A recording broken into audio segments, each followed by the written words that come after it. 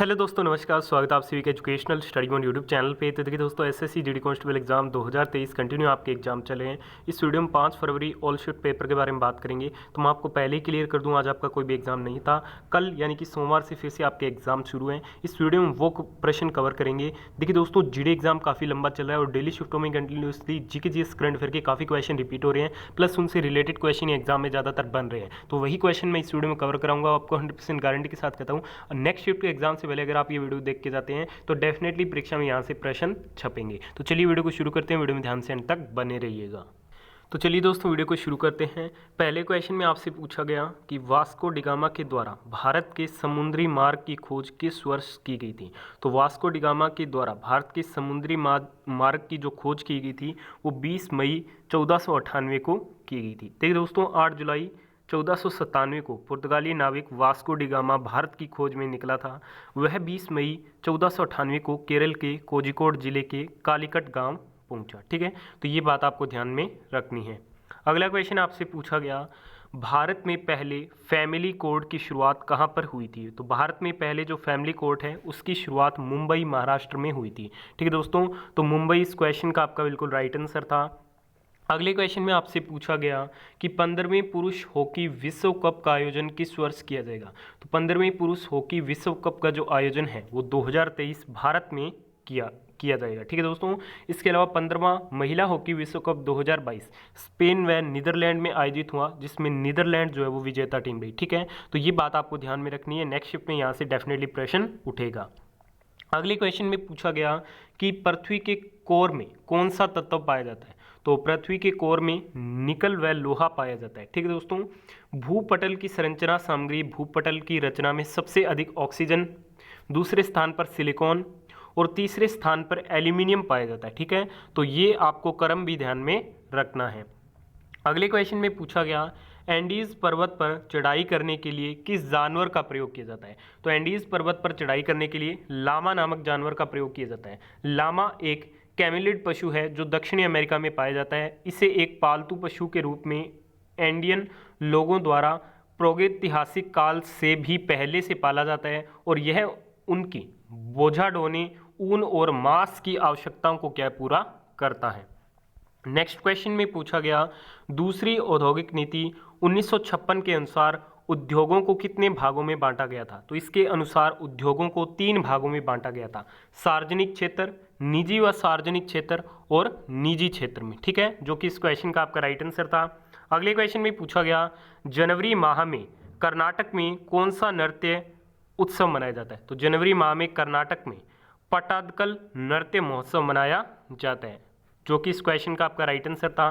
अगले क्वेश्चन में पूछा गया, नाइट फेरी सेवा किस नदी पर शुरू किया गया। तो नाइट फेरी सेवा ब्रह्मपुत्र नदी असम में शुरू किया गया। तो ब्रह्मपुत्र नदी असम इस क्वेश्चन का आपका बिल्कुल राइट आंसर था। ठीक है दोस्तों, फरवरी 2022 में असम में ब्रह्मपुत्र नदी पर नौका सेवाओं के लिए देश में नदियों में पहली night navigation mobile application launch किया गया। इसे परिवहन विभाग द्वारा IIT मद्रास के प्रमुख वैज्ञानिक के राजू के सहयोग से विकसित किया गया है। देखिए दोस्तों, वीडियो में आगे बढ़े उससे पहले अभी तक आपने इस वीडियो को लाइक नहीं किया तो प्लीज़ जल्दी से लाइक कर दीजिए। इस वीडियो में टारगेट रखेंगे पूरे 1000 लाइक्स और 1000 दोस्तों के बीच आपको इस वीडियो को शेयर करना है ताकि सभी दोस्तों को इस वीडियो का बेनिफिट मिल सके। अगले क्वेश्चन में पूछा गया, मुस्लिम लीग की स्थापना कब हुई थी। तो मुस्लिम लीग की स्थापना 1906 में हुई थी। 30 दिसंबर 1906 को ढाका के नवाब आगा खां और नवाब ख्वाजा सलीमुल्लाह के नेतृत्व में भारतीय मुसलमानों के अधिकारों की रक्षा के लिए मुस्लिम लीग का गठन किया गया था। नेक्स्ट क्वेश्चन में पूछा गया, लेड यानी कि जो प्लम्बम का परमाणु क्रमांक क्या है। तो लेड का परमाणु क्रमांक 82 होता है, सिंबल होता है Pb। ठीक है, अगले क्वेश्चन में पूछा गया, डॉक्टर एम ललिता व एम नंदिनी किस वाद्य यंत्र से संबंधित है। डॉक्टर एम ललिता व एम नंदिनी वायलिन वादक है। ठीक है दोस्तों, तो वायलिन इस क्वेश्चन का आपका बिल्कुल राइट आंसर था। अगले क्वेश्चन में पूछा गया, G20 सम्मेलन 2023 में भारत की तरफ से चीफ कोऑर्डिनेटर कौन थे। तो G20 सम्मेलन 2023 में भारत की तरफ से चीफ कोऑर्डिनेटर कौन थे। हर्षवर्धन श्रृंगला थे। भारत वर्ष 2023 में नई दिल्ली में G20 समूह के नेताओं के शिखर सम्मेलन की मेजबानी करेगा। ठीक है दोस्तों, अगले क्वेश्चन में पूछा गया वर्ष 2022 में फीफा अंडर 17 फुटबॉल विश्व कप का आयोजन कहाँ किया गया? तो इसका आयोजन भुवनेश्वर, मुर्मुगांव व नवी मुंबई में किया गया, जहाँ पे स्पेन ने कोलंबिया को हराकर खिताब जीता। इसके अलावा अंडर 19 महिला T20 विश्व कप 2023 दक्षिण अफ्रीका में हुआ। ठीक है, तो ये बात आपको ध्यान में रखनी है, जिसमें विजेता कौन सी रही? भारतीय टीम रही।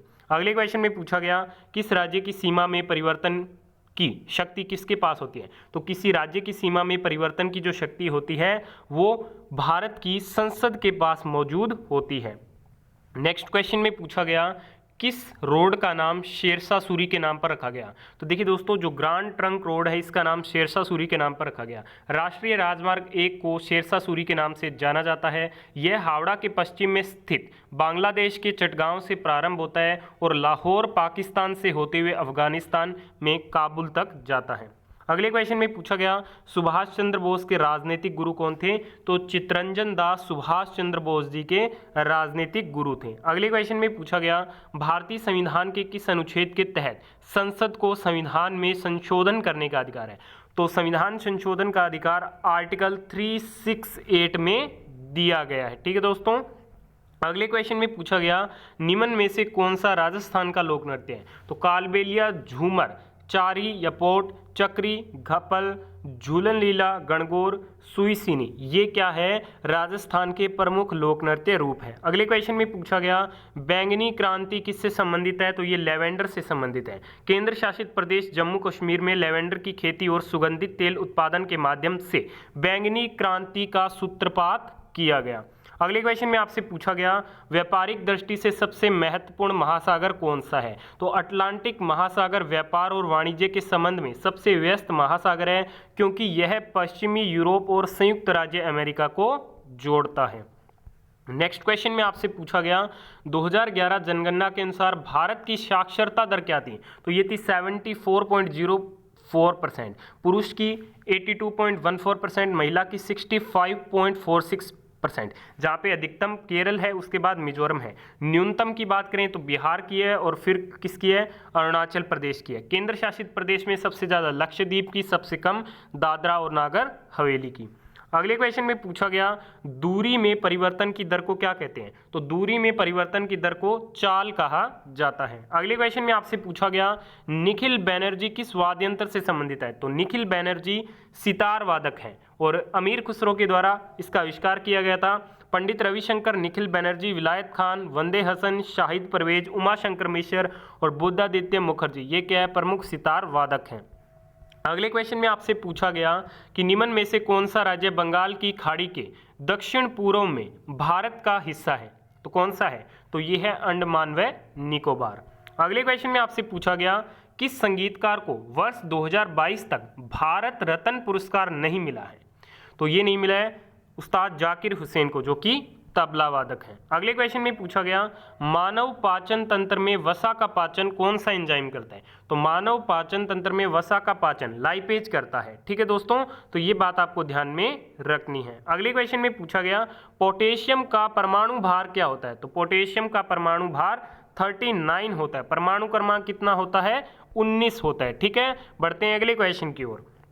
अगले क्वेश्चन में पूछा गया फरवरी 2022 में FATF के नए अध्यक्ष के तौर पर किसे चुना गया? तो ये टी राजा कुमार को चुना गया। कुमार ने मार्कस प्लेयर का स्थान लिया है, जो अब तक इस पद पर थे और अगले 2 वर्षों के लिए अपनी सेवा का निर्वहन करेंगे। अगले क्वेश्चन में आपसे पूछा गया वर्ष 2022 में IRDAI के नए अध्यक्ष के तौर पर किसे नियुक्त किया गया? तो इसका उत्तर रहेगा देवाशीष पांडा को, और IRDAI का मुख्यालय हैदराबाद तेलंगाना में स्थित है। नेक्स्ट क्वेश्चन में पूछा गया गंगा व यमुना नदियों का मिलन कहाँ पे होता है? तो इन दोनों का जो मिलन है वो प्रयागराज में होता है। नेक्स्ट क्वेश्चन में पूछा गया निम्नलिखित में से कौन सा एकल नृत्य का प्रकार है? तो मोहिनी अट्टम व भरतनाट्यम। मोहिनी अट्टम परंपरागत रूप से व्यापक प्रशिक्षण के बाद महिलाओं द्वारा किया जाने वाला एकल नृत्य है।